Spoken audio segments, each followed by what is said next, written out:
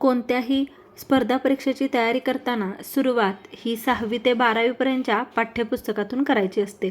म्हणजे आधी ते सर्व पुस्तकं वाचायची, म्हणजे इतिहास, भूगोल, राज्यघटना, अर्थशास्त्र, अगदी गणित असू देत, हे आपला बेसिक जो शाळेचा अभ्यास आहे त्यापासून सुरुवात करायची आणि नंतर मग मोठी पुस्तकं किंवा जो सिलेबस आहे ते वाचायला चालू करायचं. पण हे पाठ्यपुस्तकं खूप महत्त्वाचे आहेत. बऱ्याच वेळेला आयोगाने पाठ्यपुस्तकामधले जसेच्या तसे प्रश्न विचारले आहेत.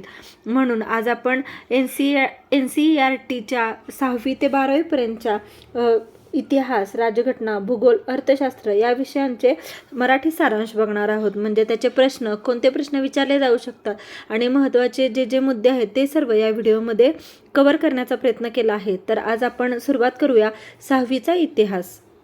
तर आपण 6वीच्या इतिहासाला सुरुवात करतोय. पहिला प्रश्न बघूयात. सुलेमान व किर्थर या डोंगररांगा भारताच्या कोणत्या दिशेला आहेत? तर सुलेमान व किर्थर या डोंगररांगा या भारताच्या उत्तर पश्चिम दिशेला आहेत. दुसरा प्रश्न आहे. मनुष्याने सर्वप्रथम 8000 वर्षापूर्वी कोणत्या पिकांची लागवड केली? तर मनुष्याने सर्वप्रथम गहू व जवस या पिकांची लागवड सुमारे 8000 वर्षापूर्वी केली होती. त्याचबरोबर मेंढी, बकरी, गाय या जनावरांना पाळण्याची तसेच चारायला सुरुवात केली होती. कारण त्यावेळी शेतीचा विकास हा उत्तर पूर्व भागात होता. डोंगररांगा मध्य भारतातील विंध्य डोंगररांगात झालेल्या होत्या. त्यामुळे शेतीसोबतच जनावरं देखील म्हणजे मेंढी, बकरी, गाय पाळण हे तेव्हापासूनच सुरुवात झाली होती. तिसरा प्रश्न बघूयात. प्राचीन काळी गंगा नदीच्या दक्षिणेकडील भागास काय म्हणून ओळखले जात असे? तर प्राचीन काळी गंगा नदीच्या दक्षिणेकडच्या भागास मगध म्हणून ओळखले जात होते. गंगा नदीकाठी मगध साम्राज्य हे जवळपास 2500 वर्षापूर्वीचे हे साम्राज्य होते. याला मगध असं म्हणून ओळखलं जात होतं. प्रश्न चौथा. संस्कृत भाषेतील सर्वप्रथम लिहिले गेलेले साहित्य कोणते आहे? तर ऋग्वेद हे संस्कृत भाषेतील सर्वप्रथम लिहिले गेलेले साहित्य आहे. हस्तलिखिते ही कोणत्या झाडाच्या पानांवर लिहिली जात होती? तर हस्तलिखिते ही ताड म्हणजे पाम लीफ या झाडाच्या पानावर लिहिली जात होती. हा बघा महत्त्वाचा प्रश्न आहे. याच्याच रिलेटेड अजून एक दुसरा प्रश्न आहे. आता पान म्हणलं की ताड हे लक्षात ठेवायचं. आत्ताचा प्रश्न पाहिला आपण, हस्तलिखिते कोणत्या झाडाच्या पानांवर लिहिली जात होती. आणि आता पुढचा प्रश्न आहे. हस्तलिखिते ही कोणत्या झाडाच्या सालीवर लिहिली जात होती? तर साल असेल तर ते कोणतं आहे? भोजवृक्षाच्या सालीवर हस्तलिखिते लिहिली जात होती. पान म्हणलं की ताड आणि सालींवर लिहिली कोणती? तर भोजवृक्षाच्या सालीवर लिहिली जात होती. पुढचा प्रश्न आहे. भारतात शहामृग हे कोणत्या युगात आढळले? तर अश्मयुगात भारतात शहामृग आढळले. पुढचा प्रश्न आहे. मनुष्याने सर्वप्रथम पाळलेला प्राणी कोणता? तर सर्वात प्रथम मनुष्याने जंगली कुत्रा हा प्राणी पाळला होता. या काळात मनुष्याने आपल्या गरजांनुसार वनस्पती व प्राणी पाळण्यास सुरुवात केली होती. मनुष्याने कोणत्याही गोष्टीची अशा गोष्टी निवडल्या होत्या ज्यापासून त्याला फायदा होईल. तसेच प्राणी मनुष्याने कशासाठी पाळले होते? तर स्वतःच्या रक्षणासाठी, तसेच शेतीच्या कामात उपयोग होण्यासाठी किंवा त्यापासून जसे सर्वप्रथम मेंढी, बकरी हे देखील प्राणी पाळले होते.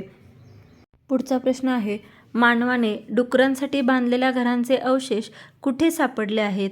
तर बुर्जाहोम हे काश्मीरमध्ये आहे. इथे मानवाने डुकरांसाठी बांधलेल्या घरांचे अवशेष हे सापडले आहेत. नेक्स्ट क्वेश्चन आहे. महाराष्ट्रातील इनाम गाव हे कोणत्या नदीकाठी आहे? तर भीमा नदीची उपनदी घोड या नदीकाठी महाराष्ट्रातील इनाम गाव हे गाव आहे. भारतात सुमारे 2000 वर्षांपूर्वी प्रसिद्ध वैद्य चरक याने आपल्या चरक संहिता या पुस्तकात मानवी शरीरात 360 हाडे असल्याचे नमूद केले आहे. आता यावरती देखील प्रश्न येऊ शकतो. तर वैद्य चरक याने कोणत्या पुस्तकात हे नमूद केले आहे? तर चरक संहिता हे पुस्तक आहे. आणि काय नमूद केलं आहे? तर मानवी शरीरात किती हाडे असतात? तर 360 हाडे असतात असं नमूद केलं आहे. नेक्स्ट क्वेश्चन आहे. संस्कृत व्याकरणाची रचना कोणी केली? तर पाणिनी यांनी संस्कृत व्याकरणाची रचना केली आहे. यांनी स्वर व व्यंजन यांची रचना एका सूत्रात केली व त्यासाठी सूत्र तयार केले होते. हा आपण एक चार्ट बघणार आहोत. यामध्ये भारतीय उपखंडात धान्य व हाडे यांचे अवशेष सापडलेली काही स्थाने आहेत. काही महत्त्वाचे यावरती देखील जोड्या लावा किंवा एखादा प्रश्न येऊ शकतो, तर ते बघूयात. तर गहू, जवस, मेंढी, बकरी, गाय हे सर्व कुठे सापडलं होतं, यांचं स्थान काय होतं, तर मेहरगड हे आहे सध्या पाकिस्तानमध्ये. त्यानंतर तांदूळ, जनावरांची तुटलेली हाडं यांचं स्थान कुठं आहे, तर कोलदिहवा हे सध्या उत्तर प्रदेशमध्ये आहे. नंतर तांदूळ, गाय, मातीवर खुरांचे चिन्ह हे याचं स्थान कुठं आहे, तर महागर हेही देखील उत्तर प्रदेशमध्ये आहे. नंतर आहे गहू, मसूर यांचं स्थान आहे गफक्राल, जे की आता जम्मू काश्मीरमध्ये आहे. त्यानंतर गहू, मसूर, कुत्रा, गाय, मेंढी, बकरी, म्हैस हे आहे बुरजाहोम, काश्मीर येथे. आपण सेम हे एक वरती प्रश्न पाहिला होता याआधी की डुकरांसाठी घरं बांधलेली ते ठिकाण कुठं आहे, ते देखील इथेच आहे, बुरजाहोम, जे काश्मीरमध्ये आहे. पुढे आहे बाजरी, गाय, मेंढी, बकरी, डुक्कर याचं स्थान आहे हल्लर, जे की आंध्र प्रदेशमध्ये आहे. त्यानंतर आहे काळे चणे, मसूर, गाय, मेंढी, डुक्कर यांचं स्थान आहे पियांपल्ली, जे की आंध्र प्रदेशमध्ये आहे. आता तुम्ही स्थान बघता आहात आणि ते सध्या कुठे आहे तेही बघा, तेही ब्रॅकेटमध्ये दिलेले आहे. हे एक महत्त्वाचा पॉईंट आहे. पुढचा प्रश्न आहे जगातील सर्वात प्राचीन वेद कोणता आहे, तर ऋग्वेद हा जगातील सर्वात प्राचीन वेद आहे, ज्याचे लिखाण सुमारे 3500 वर्षापूर्वी झाले होते. ऋग्वेदामध्ये 1000हून अधिक स्तोत्रांचे संकलन आहे, ज्यास सुक्ता असे म्हणले जाते. यावरती देखील प्रश्न येऊ शकतो बघा. जे 1000 स्तोत्रांचे संकलन आहे त्यास काय म्हणतात, तर सुक्ता असं म्हणतात. ही स्तोत्रे वेगवेगळ्या देवी देवतांच्या प्रार्थना म्हणून पठण केली जातात. या देवी देवतांमध्ये अग्नी, इंद्र, सोमा यांचा देखील समावेश आहे. ऋग्वेदामध्ये संस्कृत भाषा ही आत्ताच्या काळातील संस्कृत भाषेपेक्षाही भिन्न आहे. आता संस्कृत भाषा व इतर भाषा याबद्दल आपण काही माहिती बघूया. संस्कृत भाषा ही इंडो युरोपियन भाषांच्या कुटुंबातले आहे. आता या इंडो युरोपियन भाषांमध्ये इतर भाषाही आहेत. त्यामध्ये 3 भाग आहेत: भारतीय भाषा, आशियाई भाषा आणि युरोपियन भाषा. तर भारतीय भाषा कोणत्या आहेत, तर आसामी, गुजराती, हिंदी, काश्मीरी आणि सिंधी. आशियाई भाषा आहे पार्शियन, इराण. आणि युरोपियन भाषा आहेत English, French, German, Greek, Italian आणि स्पॅनिश. भारतीय उपखंडातील काही भाषा व दुसऱ्या कुटुंबातील आहेत. उदाहरणार्थ, एक आहे उत्तर पूर्व क्षेत्रातील भाषा तिबेट, जी वर्मा कुटुंबातली आहे. 2 आहे तमिळ, तेलुगू, कन्नड, मल्याळम, ही द्रविड कुटुंबातली आहे. आणि मध्य प्रदेशातील भाषा ॲस्ट्रो ही एसिटिक कुटुंब यामधली आहे. नेक्स्ट क्वेश्चन आहे ऋग्वेदामधील स्तोत्रांचे संकलन आहे, त्या स्तोत्रांना काय म्हटले जाते, तर या ऋग्वेदामधील स्तोत्रांना सुक्त किंवा सुक्ता असे म्हटले जाते. इनामगाववरती देखील प्रश्न येऊ शकतो. हे महाराष्ट्रातील इनामगाव हे भीमा नदीची उपनदी घोड नदीकाठी आहे. इनामगाव हे साधारण 3600 ते 2700 वर्षापूर्वी वसाहतीचे क्षेत्र होते. येथे प्रौढ मृत शरीरे ही उत्तर दक्षिण अवस्थेत दफन करण्यात आली आहेत, तर काही ठिकाणी ही शरीरे घरात दफन करण्यात देखील आली आहेत. त्यामुळे इनामगाववरती प्रश्न येऊ शकतो. हा खाली एक चार्ट आहे, यामध्ये काही महत्त्वाचे पॉईंट्स आहेत, ते देखील आपण बघूयात. ऋग्वेदाची रचना झाल्यानंतरच्या काळास नंतरचा वैदिक काळ म्हणून ओळखले जाते. यानंतरच्या वैदिक काळात सामवेद, यजुर्वेद व अथर्ववेद या उरलेल्या 3 वेदांची रचना झाली. एकूण 4 वेद आहेत हे आपल्याला माहिती आहे. सर्वात पहिला ऋग्वेद झाला आणि उरलेले 3 वेद याची रचना नंतरच्या काळात झाली.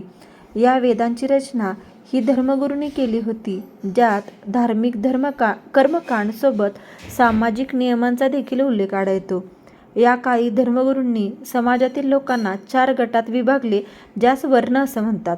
यावरती देखील प्रश्न येऊ शकतो. वर्ण कशाला म्हणतात, तर ज्या काळी धर्मगुरूंनी समाजातील 4 लोकांना 4 गटात विभागलं होतं ते वर्ण आहेत. तर कोणते आहेत वर्णातील घटक किंवा गट, तर पहिला आहे ब्राह्मण, दुसरा आहे क्षत्रिय, तिसरा आहे वैश्य आणि चौथा आहे शूद्र.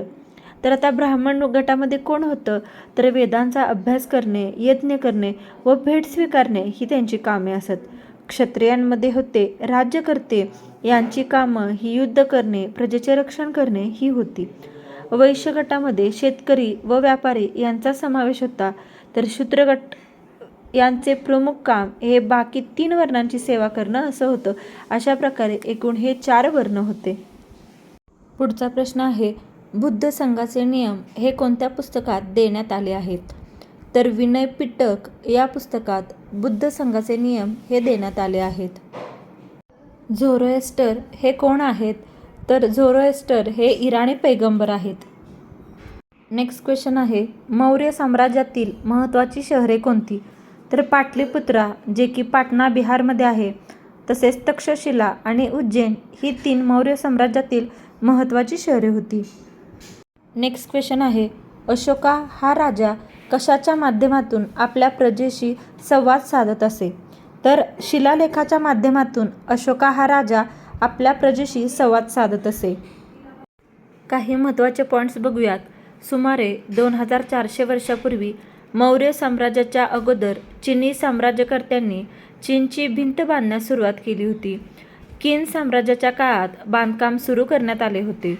चीनच्या उत्तरी सीमेचे बाहेरील आक्रमणापासून संरक्षण करण्यासाठी ही भिंत बांधण्यात आली होती. आणि या भिंतीची लांबी किती होती? तर या भिंतीची लांबी ही 6400 किलोमीटर एवढी होती. आता काही महत्त्वाची खेडी व संपन्न शहरांबद्दल बघूयात. तर महापाषाण युगात लोखंडी हत्यारांचा मोठा समूह आढळतो. सुमारे 2500 वर्षांपूर्वी लोखंडी हत्यारांचा वापर असल्याचे पुरावे आढळतात. हडप्पा संस्कृतीत मात्र लोखंडाचा वापर नव्हता. नवीन शेती साधनांसह या काळात रोपण पद्धतीचा जास्त धान्य उत्पन्नासाठी वापर होऊ लागला. तसेच या काळात शेतीसाठी सिंचन पद्धतीवर देखील भर देण्यात आला होता. त्यासाठी पाट, विहिरी, कृत्रिम तळी देखील बांधण्यात आली होती.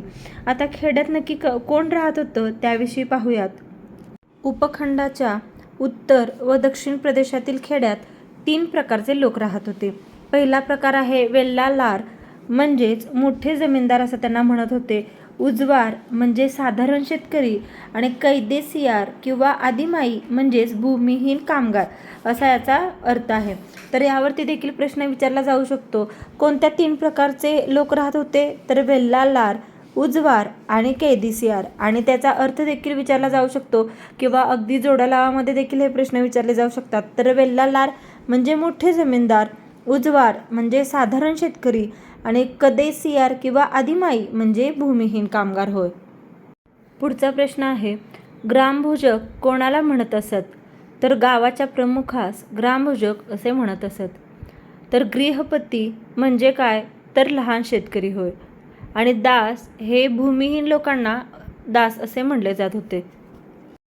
पूर्वीचे जे तामिळ साहित्य होते याला संगम साहित्य म्हणून ओळखतात. या साहित्याची रचना व संकलन हे सभांमध्ये होत असे म्हणून त्या संगम म्हणतात. या सभा या मदुराई या शहरात होत होत्या. तर हे विचारलं जाऊ शकतं की तामिळ साहित्य किंवा संगम साहित्य यांच्या सभा कोणत्या शहरात होत होत्या? तर ते शहर आहे मदुराई. कारागीर व व्यापाऱ्यांच्या संघटनेस काय म्हणत असत? तर श्रेणी असं कारागीर व व्यापाऱ्यांच्या संघटनेस म्हणत होते. या श्रेणी प्रशिक्षण देत, कच्चा माल मिळवत व पक्का माल विक्रीत करत. या श्रेणी या बँका म्हणूनही कार्य करीत होत्या, कारण त्या श्रीमंत पुरुष व स्त्रियांकडून पैसे अडकवले जात व ठेवीही ठेवल्या जात होत्या. त्यातून मिळालेल्या व्याजातून धार्मिक संस्थांना देखील पाठिंबा दिला जात असे. पुढचा प्रश्न आहे, दक्षिण भारत हे व्यापाराच्या दृष्टीने कशासाठी प्रसिद्ध होते? तर दक्षिण भारत हा सोने, मौल्यवान खडे, मसाले, विशेषतः काळी मिरी यासाठी प्रसिद्ध आहे. आता काळी मिरीबद्दल पाहूया. तर काळी मिरी ही रोमन साम्राज्यात महत्त्वाची व मौल्यवान होती, त्यामुळे त्यास काळे सोने देखील म्हणलं जात होतं. दक्षिण भारतात कावेरी नदी खोरे हा सुपीक प्रदेश म्हणून देखील ओळखला जात होता. मूवेनदार याबद्दल काही माहिती पाहूयात. तर मूवेनदार म्हणजे काय? तर याचा उल्लेख संगम साहित्यात सापडतो. मूवेनदार या शब्दाचा अर्थ 3 प्रमुख किंवा मुख्य असा होतो. हे 3 प्रमुख हे 3 राज्यकर्ता कुटुंबातील होते. उदाहरणार्थ चोला, चेरा व पंड्या. या 3 प्रमुखांचे 2 शक्तीचे केंद्रबिंदू होते. एक म्हणजे जमिनी भूभाग व दुसरे म्हणजे सागरी किनारा होय. पुढचा प्रश्न आहे, चोला साम्राज्याचे बंदर कोणते होते? तर कावेरीपट्टणम हे चोला साम्राज्याचे बंदर होते. पुढचा प्रश्न आहे, पंड्या साम्राज्याची राजधानी कोणती होती? तर मदुराई ही पंड्या साम्राज्याची राजधानी होती. रेशीम बनवण्याची पद्धत ही सर्वप्रथम कोणत्या देशात शोधण्यात आली? तर चीन या देशात सर्वात प्रथम रेशीम बनवण्याची पद्धत शोधण्यात आली. तर यासाठी रेशीम मार्ग कोणता होता? तर चीनमधील काही लोक हे दुसऱ्या क्षेत्रात पायी, घोड्या व उंटासकट रेशीम नेत असत. त्यांनी यासाठी वापरलेल्या मार्गास रेशीम मार्ग असे देखील म्हणले जाते. हा रेशीम मार्ग भारतात नियंत्रित करण्याच्या महत्त्वाच्या राज्यकर्त्यांपैकी कुशाण हे महत्त्वाचे होते. कुशाण हे सुमारे 2000 वर्षांपूर्वी मध्य आशिया व उत्तर पूर्व भारतात राज्य करीत असत. त्यांच्या सत्तेचे महत्त्वाचे केंद्रबिंदू हे पेशावर व मथुरा होय. पुढचा प्रश्न आहे, कनिष्का दरबारातील कवी कोण होता? तर अश्वघोष हा कनिष्क दरबारातील कवी होता. अश्वघोषाने कोणत्या नावाचे बुद्धाचे आत्मचरित्र लिहिले? तर अश्वघोषाने बुद्धचरित्र या नावाचे बुद्धाचे आत्मचरित्र लिहिले. नेक्स्ट क्वेश्चन आहे, बौद्ध धर्माच्या नवीन पंथाचा उदय झाला त्यास काय म्हणून ओळखले जाते? तर बौद्ध धर्माचा जो नवीन पंथाचा उदय झाला त्यास महायान म्हणून ओळखले जात. महायानाची काही महत्त्वाची वैशिष्ट्ये देखील होती. यानंतरच्या काळातील मूर्तिकलेत गौतम बुद्धांची आकृती किंवा उपस्थिती दाखवण्यात आली होती. उदाहरणार्थ, बुद्धास ज्ञानप्राप्ती झाल्याचा प्रसंग असा या मूर्तिकलेतून दाखवण्यात आला होता.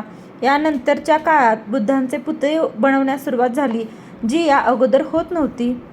हे एक महत्त्वाचे वैशिष्ट्य आहे जे महायान काळात झालं. नंतर बोधिसत्वाचा उदय ही याच काळात झाला.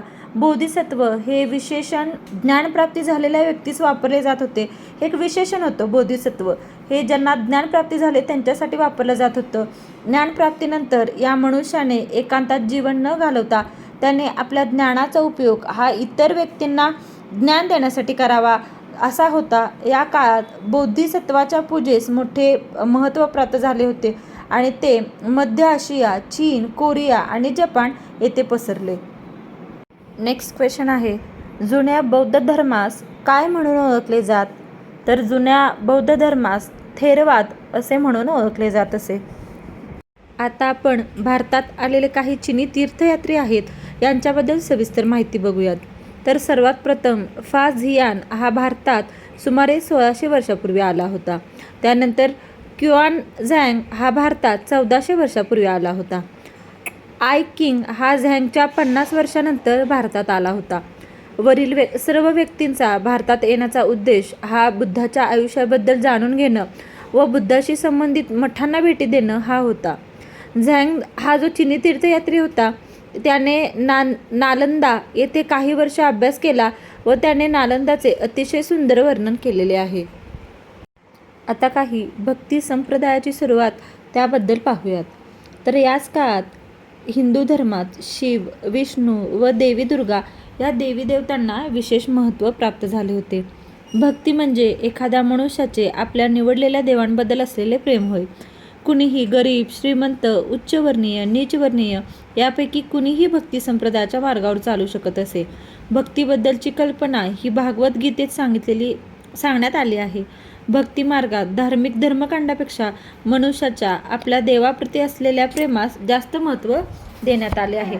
आता परीक्षासंबंधी अजून काही महत्त्वाचे पॉईंट्स आहेत. ते म्हणजे केरळ राज्यातील ख्रिश्चन हे सिरियन ख्रिश्चन म्हणून ओळखले जातात कारण ते कदाचित पश्चिम आशियातून आलेले असावेत. सिरियन ख्रिश्चन हा जगातील प्राचीन ख्रिश्चन समाज म्हणून ओळखला जातो. यावर देखील हमखास प्रश्न पडण्याची शक्यता आहे. समुद्रगुप्त हा कोणत्या राजवंशातील सुप्रसिद्ध राजा होता? तर समुद्रगुप्त हा गुप्ता राजवंशातील प्रसिद्ध राजा होता. पुढचा प्रश्न आहे, समुद्रगुप्ताबद्दल माहिती आपणास कोणी लिहिलेल्या संस्कृत कवितेतून मिळते? तर समुद्रगुप्त बद्दलची माहिती ही हरिसेना यांनी लिहिलेल्या संस्कृत कवितेतून मिळते.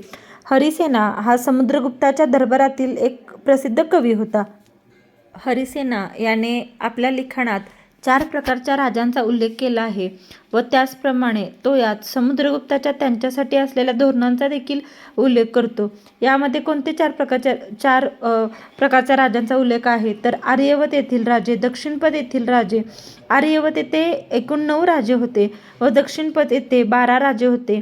ते त्यांच्या पराजयानंतर समुद्रगुप्तास शरण आले व त्यानंतर समुद्रगुप्ताने त्यांना पुन्हा राज्य करण्यास अनुमती देखील दिली होती. दगडा-विटांनी बांधलेल्या इमारती आहेत त्यांच्याबद्दल देखील बरेच प्रश्न विचारले जातात. त्यापैकीच एक स्तूप आहे. तर स्तूप म्हणजे काय तर ढिगारा, ते आत्ता आपण पाहिलं. तर त्या स्तूपाच्या भोवताली असणाऱ्या पथास काय म्हणतात तर त्याला प्रदक्षिणा पथ असं म्हणतात. भक्त या स्तूपाभोवती घड्याळाच्या काटेच्या दिशेने फेरे मारत असत. या काळात विष्णू, शिव, दुर्गा या देवी देवतांची मंदिरे देखील बांधण्यात आली होती. मंदिरात गर्भगृह हा सर्वात महत्त्वाचा भाग होता. गर्भगृहात देवी देवतांच्या मूर्ती ठेवल्या जात असत. त्यास मंदिराचा गाभा म्हणून देखील ओळखले जात होते. या गाभाऱ्याच्या वर असलेल्या बांधकामास शिखर म्हणतात आणि समोर असणाऱ्या मोकळ्या जागेस मंडप असं म्हणतात. पुढचा प्रश्न आहे, पुराण व महाभारत यांची रचना कोणी केली तर व्यास ऋषींनी पुराण व महाभारत यांची रचना केली. रामायण व महाभारत हे कोणते साहित्य आहे तर रामायण व महाभारत हे संस्कृत साहित्य आहे. पुढचा प्रश्न आहे, आर्यभट्टम हे पुस्तक लिहिणारे गणितज्ञ व खगोलशास्त्रज्ञ कोण तर आर्यभट्टम हे पुस्तक आर्यभट्ट यांनी लिहिलं आहे, जे की गणितज्ञ व खगोलशास्त्रज्ञ होते. शून्याचा शोध कुठे लागला? शून्याचा शोध हा भारतात लागला आहे आणि इथे भारतात शोध लागल्यानंतर याचा उपयोग हा भारतीयांनंतर सर्वप्रथम अरबांनी केला व तेथून याचा प्रसार हा युरोपात झाला. पुढचा प्रश्न आहे, कालिदासाचे प्रसिद्ध नाटक कोणते तर अभिजात शाकुंतलम हे कालिदासाचे प्रसिद्ध नाटक आहे. या नाटकात राजा दुष्यंत व तरुण स्त्री शकुंतला यांच्यातील प्रेम संबंधाची गोष्ट आहे.